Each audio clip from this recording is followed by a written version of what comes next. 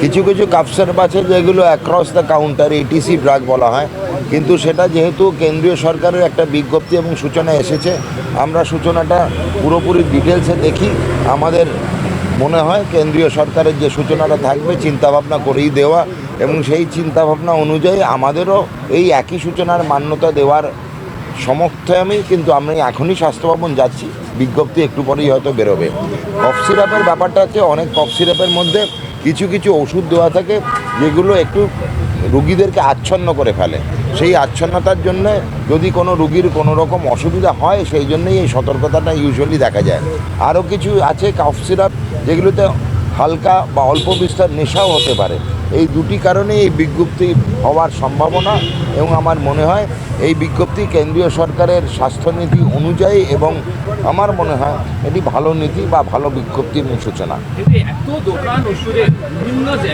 তো হাজার একটা বিজ্ঞপ্তি দেওয়ার পরেও তো অ্যান্টিবায়োটিক্সের বিক্রি বন্ধ করছে না। সচেতন তো মানুষকে হতে হবে, সচেতন সরকার হচ্ছে, সব মানুষের মধ্যে সচেতনতা কোথায়? এতজন সাংবাদিক আছে, জিজ্ঞেস করুন তো, কেউ বুকে হাত দিয়ে বলতে পারবে কেউ কোনো দিন একটা পেট খারাপের অ্যান্টিবায়োটিক খায়নি?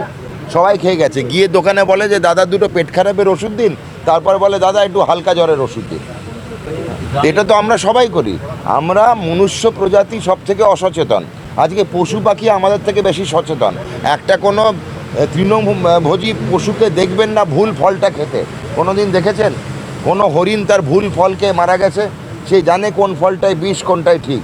আমরা সচেতনতার অভাবে বুঝি, আমরা বেশি পরিপক্ক ভাবি নিজেকে।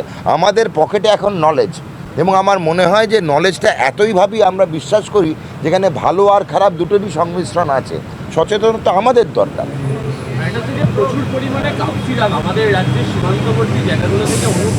এইটাই হচ্ছে মেন, এটাই বলতে যাচ্ছিলাম, এই প্রশ্নটাই আমি এক্সপেক্ট করছিলাম।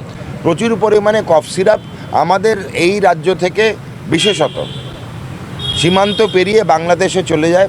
বাংলাদেশ নাকি মুসলমান দেশ বলে নাকি সেখানে মদ্যপান এবং নেশা করাটা হারাম, কিন্তু হারামের কতটা যে হারাম হতে পারে সেটা আমরা দেখতে পেয়েছি। কারণ আমরা জানি পার্শ্ববর্তী বর্ডার এরিয়ায় প্রচুর এই চোরাচালানকারীরা আছে, যারা বিভিন্ন কফ সিরাপ এই পার থেকে ওপার করে। এর মতো ভালো ব্যবসা আর হয় না, কারণ কফ সিরাপের নেশা পশ্চিমবঙ্গে তথা ভারতবর্ষে অনেক অনেক কম। কারণ এখানে মদ্যপানটাকে আমরা দুটো রাজ্য ছাড়া পুরোটাই কিন্তু আমাদের এখানে লিগ্যাল, আইনি, বেআইনি নয়। কিন্তু সারা বাংলাদেশে মদ্যপান করাটা বেআইনি। তা লোকে নেশা করে কিসে? না কফ সিরাপে করে। কেন? যখন ওদের ধর্মীয় গ্রন্থ লেখা হয়েছিল সেখানে মদের কথা উল্লেখ আছে, কিন্তু কফ সিরাপের কথা উল্লেখ নেই। স্বভাবতই তাদের কাছে সেটা কিন্তু হারাম নয়, সুতরাং সেটা ওরা সেবন করতেই পারে, কেন সেটা ধর্মীয় গ্রন্থের সঙ্গে মানিয়ে নেওয়া যায়। যেহেতু এই কারণেই কিন্তু অনেক মুসলিমপন্থী দেশে, মুসলিম সংখ্যাগরিষ্ঠ দেশে দেখতে পাবেন কফ সিরাপের নেশা প্রচণ্ডভাবে চলে।